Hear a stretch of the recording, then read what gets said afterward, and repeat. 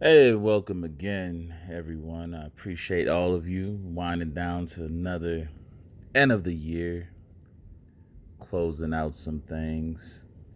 And today I want to speak on cutting the fuel line off from the narcissist. Okay. This is important, especially if you want to, you want to start off right. I know a lot of you make these New Year's resolutions. And the key thing to that is making sure that you are able to stick to it, right? Making sure that you're able to make the proper adjustments that will last long term. And so, let's just get into it. A lot of people, have put themselves in a position to go no contact, but a lot of you haven't gotten to that point of where you were able to maintain um, minimizing just how much interaction and effects that you allow the narcissist to still have on you. So we're going to talk about that. We're going to talk about, you know, reinforcing your boundaries and to not look back at the situation as such as a detriment, but looking at it as a blessing. When the narcissist left you, or you left the narcissist, that was the blessing, and it's about how you move forward with it. It's about how you perceive it. A lot of you see it as a loss, and in all actuality, and I know from a lot of you who's still hurting about the situation, it's not making sense. But in a lot of in all actuality, it's to your benefit that they're not in your life. The only thing that's happened is you've become stuck in a certain state or in a certain mind frame of feeling as though there's something not good about you, or you didn't do enough, or the shoulda, coulda, wouldas is playing in your mind. And that will eat you up day and night if you do not transfer your focus to something else. If you do not let go of what you thought you might have had and realize what you really didn't have in the first place. Right? One other thing is, when moving on, and I mentioned boundaries, is, a lot of you who still have minimal contact or contact somewhat, and I know that some of you have situations where you have kids with them, so it's not always as easy. But in those situations, it's about reinforcing your boundaries, taking your power back.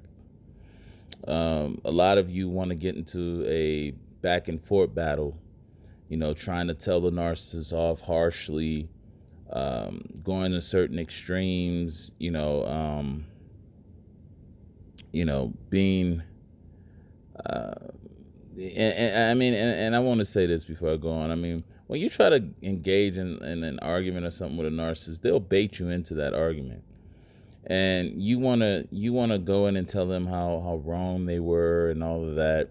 That's just allowing the narcissist to know that you're still willing to engage them and give them more fuel. You shouldn't be negotiating fairly with a narcissist at any point, because they don't play fair. Equality is not to be given with narcissists, because you're not going to get it from them. So a lot of these things that people do is just a waste of time when it comes to them trying to have some type of diplomacy and working out a plan and all that with it. That doesn't work. And I don't care what society says about this. Certain things you got to do in certain ways. For normal people, yes. But when you're not dealing with normal people, that shit will get you in a worse predicament than you were to start with in the first place. Right? You have to understand, you have to use common sense as well. If you're not dealing with someone normal, you can't approach it with the normal solution or resolution. You just can't. It won't work. You'll end up on the short end of the stick. You know, a lot of people go off of what these societal norms of dealing with certain situations. Well, hell, a lot of most of society and the people who make the laws in society are oblivious to the fact that just how detrimental this disorder is and how much of a role it plays in the destruction of other people's lives. Right? So at the end of the day, at a certain point, you have to start making the best decisions for you in regards to these situations with these individuals. The hell with what other people think and what society's going to think. They don't have to live your life. They don't have to put up with these individuals, or they're not putting up with the individual that you're dealing with. So the hell with them. All right? This life you live, you're the captain, and you have to make the decisions, you know, for the way you want your life to go. You can't wait and sit back and see what other people are going to think before you make a decision. You have to be decisive upon your own self. A lot of y'all are also giving these narcs that Tesla treatment. You know, you're giving them that Tesla treatment, meaning you might have cut the fuel off, but you're still letting them. I mean, you're still letting them run on electricity with you. Meaning that you're still having some sort of hope, and you still engage with them as, you know, there's some future potential of them changing. You're still giving them a certain amount of your energy. You still allow them to anger you. You still take them seriously. You still give them credibility. Overall, in some way, even if you're not around them, you're giving them your energy. You're giving them your emotion. It's fuel. Still fuel. Right? You're thinking on them. You know, that's thought fuel. I do believe they can feel, you know, the intensity of someone's thought and hurt and pain. It's all electromagnetic waves. You know,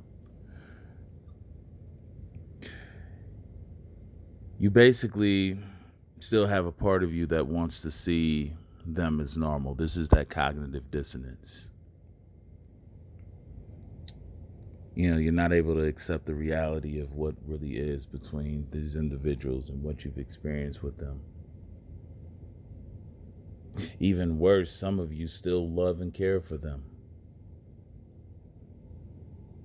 You know, number one, you cannot love someone who doesn't love themselves.